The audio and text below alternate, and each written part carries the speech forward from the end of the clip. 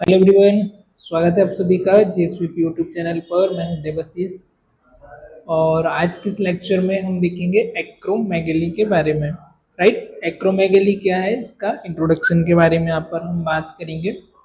इसके causes and risk factor कौन कौन से हैं उसके बारे में हम देखेंगे। क्लिनिकल मैनिफेस्टेशन हम देखेंगे, क्या इसके साइन सिम्टम होते हैं, diagnostic evaluation and finally management, medical, surgical and radiotherapy के बारे में यहाँ पर हम बात करने वाले हैं। ऑलराइट, तो चलिए लेट्स बिगिन, स्टार्ट लेक्चर को हम शुरू करते हैं। फर्स्ट वन हम इसका इंट्रोडक्शन देखेंगे। Acromegaly is a rare chronic disorder caused by excessive secretion of growth hormone GH in adult. Right, तो ये क्या है, acromegaly is the rare chronic disorder. एक हमारा बहुत कम देखने को मिलता है, एक हमारा रेयर और क्रोनिक डिसऑर्डर होता है। इसमें क्या होता है, आपका एक्सेसिव बहुत ज्यादा आपका सीक्रेशन होता है आपका गोनेडोट्रोपिन हार्मोन का। गोनेडोट्रोपिन हार्मोन आपका ग्रोथ हार्मोन है, जीएच हार्मोन ग्रोथ हार्मोन का आपका एक्सेसिव सीक्रेशन होना in adult typically due to the pituitary adenoma.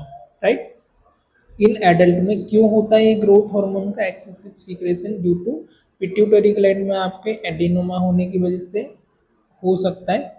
And okay, it result in the abnormal growth of bones and soft tissue, particularly in the hand, feet, face। Right, तो अब ये होने की वजह से क्या होता है, आपको एक्सेसिव एबनॉर्मल ग्रोथ होना आपके बोन्स का एंड सॉफ्ट टिश्यू में। किसमें एबनॉर्मल ग्रोथ होना? बोन्स में एंड सॉफ्ट टिश्यू में आपके एबनॉर्मल ग्रोथ होना, particularly in hand, feet and face में। किस किस जगह पर? आपके हैंड में, फेस में और फिट में। इफ अनट्रीटेड, यदि ये हमारा ट्रीट नहीं होता है तो acromegaly can lead to significant morbidity and mortality due to cardiovascular, metabolic and respiratory complication। Right, यदि हम इसे नेग्लेक्ट करते हैं, ट्रीट नहीं करते हैं, तो इसका जो सिग्निफिकेंट मॉर्बिडिटी या मोर्टिलिटी भी उसका हमारा हो सकता है। ड्यू टू किसकी वजह से हो सकता है? कार्डियोवैस्कुलर की वजह से, मेटाबॉलिक की वजह से और रेस्पिरेटरी कॉम्प्लिकेशन की वजह से आपको इवन डेड भी हो सकती है और अदर सिग्निफिकेंट कॉम्प्लिकेशन भी इसके हो सकते हैं। राइट, तो एक बार और मैं रिपीट करना चाहूंगा, एक्रोमेगेली के आपके एक रेयर केस, एक आपका क्रोनिक डिसऑर्डर होता है जिसमें आपके ग्रोथ हार्मोन का ज्यादा सीक्रेट होने की वजह से आपके बोन्स और सॉफ्ट टिश्यू में क्या होता है, एबनॉर्मल ग्रोथ होने लगता है, एक्सेसिव ग्रोथ होने लगता है। ये आपको क्यों हो सकता है? पिट्यूटरी ग्लैंड में आपके एडिमा होने की वजह से, स्वेलिंग होने की वजह से आपका हो सकता है। सिग्निफिकेंटली आपका कॉज करता है रेस्पिरेटरी डेथ हो सकती है, आपको कार्डियोवैस्कुलर मेटास्टैटिक की वजह से, कॉम्प्लिकेशन की वजह से इवन पेशेंट की डेथ भी हो सकती है।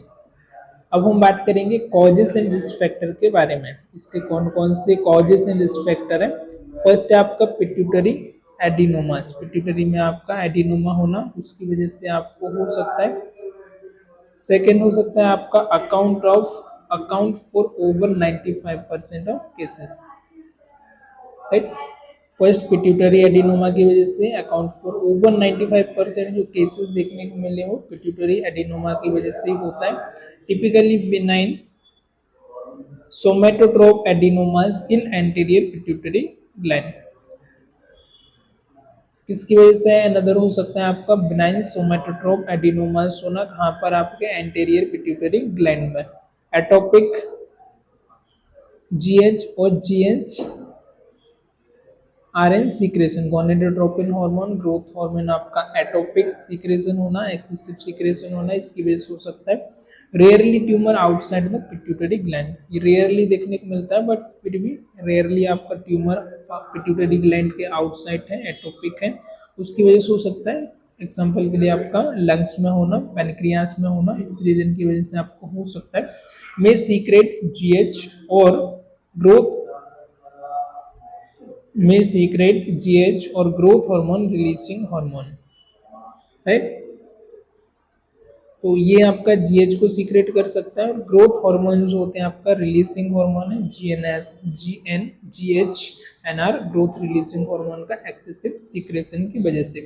कुछ आपके जेनेटिक कॉज हो सकते हैं, उसकी वजह से आपको हो सकता है, जिसमें यहाँ पर हमने देखा पिट्यूटरी एडिनोमास फर्स्ट, जिसकी वजह से आपको ये हो रहा है। सेकेंड है आपका जेनेटिक कॉज, कुछ आपके जेनेटिक कॉज उसकी वजह से हो सकता है। तो जेनेटिक में क्या क्या आएगा आपका, familial isolation pituitary adenomas, then multiple endocrine neoplasm, multiple आपका एंडोक्राइन न्यूप्लाज्म होना आपकी बेल्स में मसल, जिसको बोलते हैं हम। नेक्स्ट है आपका एमसीक्यू एल्ब्रेट सिंड्रोम, राइट, जो एक सिंड्रोम होता है आपका एमसीक्यू एल अल्ब्राइट सिंड्रोम, इसकी वजह से आपको हो सकता है। नेक्स्ट आपका क्लिनिकल मैनिफेस्टेशन, आपके इसके साइन एंड सिम्टम क्या है, तो साइन एंड सिम्टम में आप पर हम बात करेंगे स्केलेटल चेंज। सबसे पहले आपका स्केलेटल में क्या क्या चेंज मिलेगा आपको, हैंड आपका एनलार्ज हो जाएगा, फीट आपकी जो फेशियल बोन्स आपकी एनलार्ज आपको देखने को मिलेंगी। फेशियल फीचर्स में आपका कोर्सनिंग होना, एबनॉर्मल स्ट्रक्चर होना। सॉफ्ट टिश्यू में आपको क्या क्या यहाँ पर देखने को मिल सकता है, सो सॉफ्ट टिश्यू में आपको यहाँ पर मिलेगा थिकनेस स्किन एंड लार्ज टंग, है ना, आपकी स्किन में ज्यादा थिकनेस होना, आपकी जीभ है टंग है उसका एनलार्ज होना, जिसको बोलते हैं मैक्रोग्लोसिया एनाटॉमिकल टर्म में। And hypertrophy of internal organ की मसल्स इंक्रीज होना, हाइपरट्रॉफी होना। सिस्टमिक फीचर्स में क्या होगा आपके अर्थ्रेजिया एंड जॉइंट पेन होना, आपको स्वेलिंग होना आपके जॉइंट में। Sleep apnoea due to airway obstruction, proper तरीके से आपको डिफिकल्टी होना स्लीप में ड्यू टू एयरवे ऑब्स्ट्रक्शन की वजह से। हाइपरटेंशन होना, कार्डियोमायोपैथी एंड इंसुलिन रेजिस्टेंस होना। हाइपरटेंशन ब्लड प्रेशर इंक्रीज होना, कार्डियोमायोपैथी होना और इंसुलिन रेजिस्टेंस होना। नेक्स्ट हमारा न्यूरोलॉजिकल, तो न्यूरोलॉजिकल में आपका क्या होगा, ओके, न्यूरोलॉजिकल में आपका हेडेक होना, विजुअल डिस्टरबेंस होना, बाइटेम्पोरल हेमी हेमी एनोपिया होना, है ना, जिसको हम क्या बोलते हैं headache and visual disturbance. Example आपका bitemporal hemianopia, okay. Due to the tumour mass effect की वजह से मेटाबॉलिक एंड एंडोक्राइन सिम्टम्स में आपका आ जाएगा इम्पेयर्ड ग्लूकोज टॉलरेंस आपका इम्पेयर्ड होना ड्यू टू और डायबिटीज मेलाइटस होना आपको। नेक्स्ट आपका मेंस्ट्रुअल इरेगुलरिटीज होना, हाइपोगोनाडिज्म की वजह से आपको मेंस्ट्रुअल इरेगुलरिटी हो सकती है। नेक्स्ट है आपका डायबिटीज, डायग्नोस्टिक एवेल्युएशन, क्या क्या हमारा डायग्नोस्टिक एवेल्युएशन होगा, तो फर्स्ट वन है आपका बायोकेमिकल टेस्ट। बायोकेमिकल टेस्ट में आपका फर्स्ट आप करेंगे सीरम IGF-1, जिसमें आपका एलिवेटेड आएगा, जो कि आपके कंफर्म करेगा ग्रोथ हार्मोन की एक्टिविटी को इंक्रीज हुई है तो। Oral glucose tolerance OGTT GH failed to suppress below the 1 ng/ml, right. और इसमें आपका GH क्या होगा, सप्रेस हो जाएगा, जो कि आपका कितना होगा 1 ng/ml आफ्टर ग्लूकोज इंजेक्शन के बाद। इमेजिंग में आप कराएंगे CT स्कैन MRI कराएंगे, जिसमें आप फाइंड आउट करेंगे location size and shape of oedema का क्या साइज है, वो आप इसमें आइडेंटिफाई करेंगे। CT यूजफुल है, MRI आपका कॉन्ट्राइंडिकेटेड है उस केस में। एडिशनल टेस्ट कुछ यहाँ पर हम करेंगे, this is the visual field testing, optic charge compression, यदि आपका विजुअल में कोई डिफॉर्मिटी आ रही, डिफिकल्टी आ रही है, तो उस केस में आप विजुअल फील्ड टेस्ट आप कराएंगे। देन ओके, नेक्स्ट आपका screening for the associated condition like diabetes और कार्डियोवास्कुलर कॉम्प्लिकेशन। स्क्रीनिंग करेंगे आप कंडीशन, यदि आपको डायबिटीज है, कार्डियोवास्कुलर कुछ कॉम्प्लिकेशन है, उस केस में you can go for screening, okay. Next आपका मैनेजमेंट में फर्स्ट हम बात करेंगे यहाँ पर सर्जरी के बारे में। तो सर्जरी आपका ट्रांस स्पिनॉइड सर्जरी, फर्स्ट जो surgery, this is the trans sphenoid surgery, first line treatment most patient, this is the first line treatment होता है ऑलमोस्ट पेशेंट के लिए, मोस्ट पेशेंट के लिए हमारा फर्स्ट लाइन ट्रीटमेंट। इसका एम्स क्या होता है, resection of the adenoma to normalise growth hormone and IGF level first, right. इसमें हम रिसेक्ट करते हैं वापस से हमारा एडिनोमा जो हुआ उसको, जिसका रोल होता है नॉर्मलाइज करने में हमारे GH हार्मोन को लेवल को। पोस्ट सर्जिकल मॉनिटरिंग, जिसमें आप growth hormone IGF first level crucial होता है आपका, इसको आप असेस करेंगे। नेक्स्ट हमारा मैनेजमेंट है, दिस इज द मेडिकेशन। तो मेडिकेशन में आपका फर्स्ट जो मेडिकेशन है somatostatin analogous, S somatostatin analogous, जिसके अंदर आपका एग्जांपल आता है ऑक्टेरॉइड, लेंड्रियोटाइड। दो आपके जो इंजेक्शन है मोस्ट कॉमन होता है आपका एक्टेनॉइड, जो कि मेडिकल में आपका ज़्यादा यूज होता है, right. Reduce GS and shrink tumour. Next जो हमारा मैनेजमेंट रहेगा मेडिकल, उसमें हम ट्यूमर को क्या करेंगे, रिड्यूस, जो ग्रोथ हार्मोन को हमको रिड्यूस करना है और ट्यूमर को क्या करना है, हमको श्रिंक करना है। जीएच रिसेप्टर एंटागोनिस्ट नेक्स्ट है, एग्जांपल हमारा पैगमीसोमेंट, पैगमीसोमेंट ड्रग आता है, उसका आपको यूज करना है। Block GH action reduce IGF level, GH का जो एक्शन है उसको ब्लॉक करने के लिए मेडिकेशन लेंगे और जीएच आईजीएफ लेवल को क्या करना है, आपको रिड्यूस करना है। नेक्स्ट आपका डोपामाइन,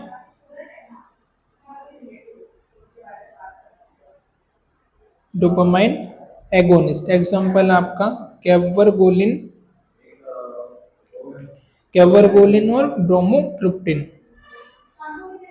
ये क्या है, आपके डोपामिन एगोनिस्ट होते हैं, जिसका हम यूज करते हैं स्पेशली आपका कैवर्गोलिन, ब्रो ब्रोमोक्रिप्टिन, दो ड्रग है, इनका ज़्यादातर यूज होता है हॉस्पिटल सेटअप में, यूज क्लिनिकल प्रैक्टिस में।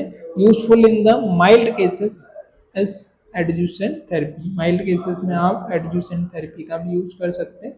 नेक्स्ट आपका रेडियोग्राफी,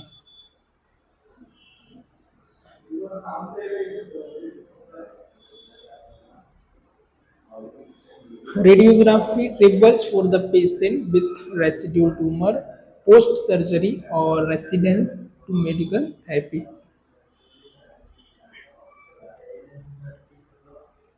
तो ये थेरेपी का हम कब यूज करेंगे, पेशेंट आपका रेसिड्यूल ट्यूमर से और पोस्ट सर्जरी हुई है, रेजिस्टेंस है आपका मेडिकल थेरेपी से, तब हम ये प्रोसीजर इस सर्जरी का हम यूज करेंगे। पेशेंट आपका residual with the post surgery या रेजिस्टेंस है आपका मेडिकल थेरेपी में, उस केस में। Alright, then stereotactic radio surgery, gamma knife stereotactic radio surgery का हम यूज करेंगे। Target tumour precisely minimising damage to surrounding tissue, specially इसमें हम क्या करते हैं, जहाँ पर हमारा ट्यूमर है उसको हम टारगेट करते हैं और मिनिमाइज सराउंडिंग टिश्यू, इसमें हमारा फोकस रहता है कि जो अफेक्टेड टिश्यू है, ट्यूमर है, उसको हम कम कर पाएं, उसको हम टारगेट करके डिस्ट्रॉय कर पाएं, सराउंडिंग टिश्यू हमारे जो है कम से कम डैमेज हो।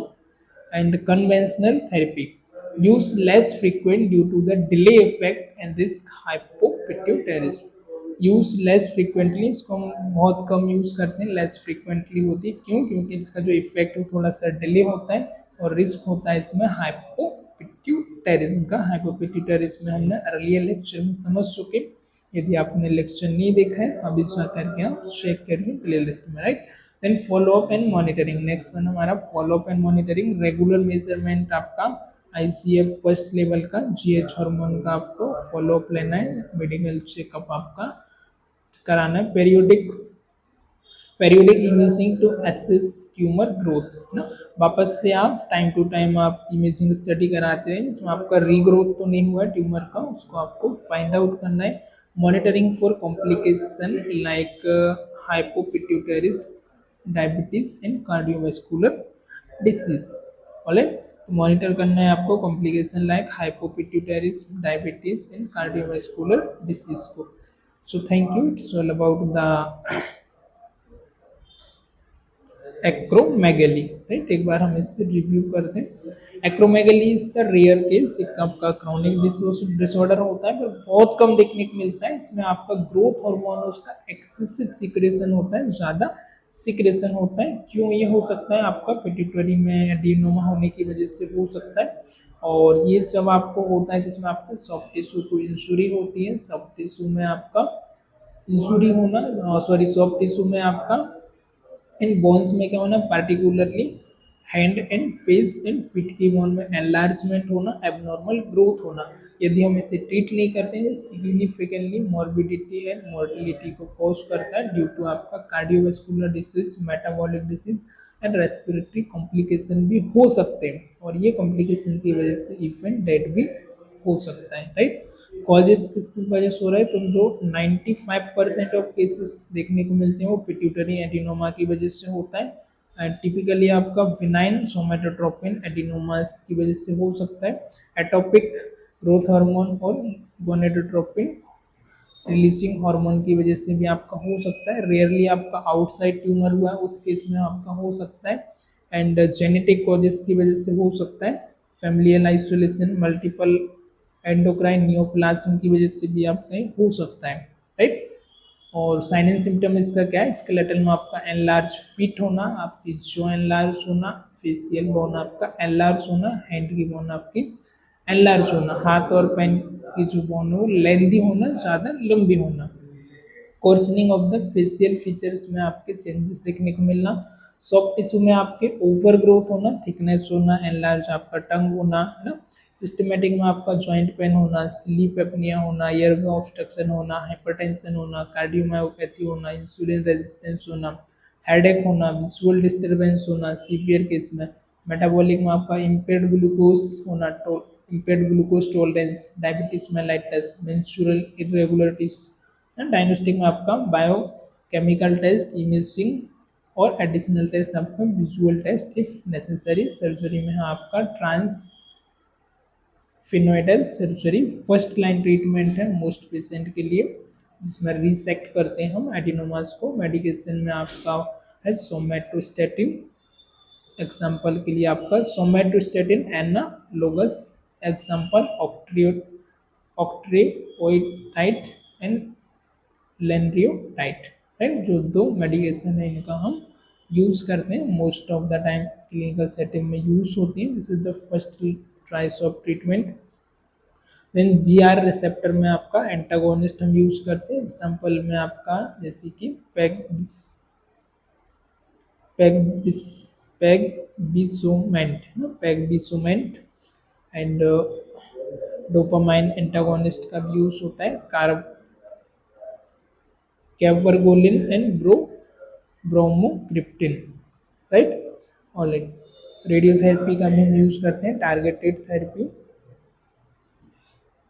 And follow up and monitoring. Alright, so it's all about the acromegaly. I hope आपको आज का लेक्चर पसंद आया होगा, आपको समझ आया होगा। If you have any doubt you can comment और मैसेज इन ग्रुप, राइट।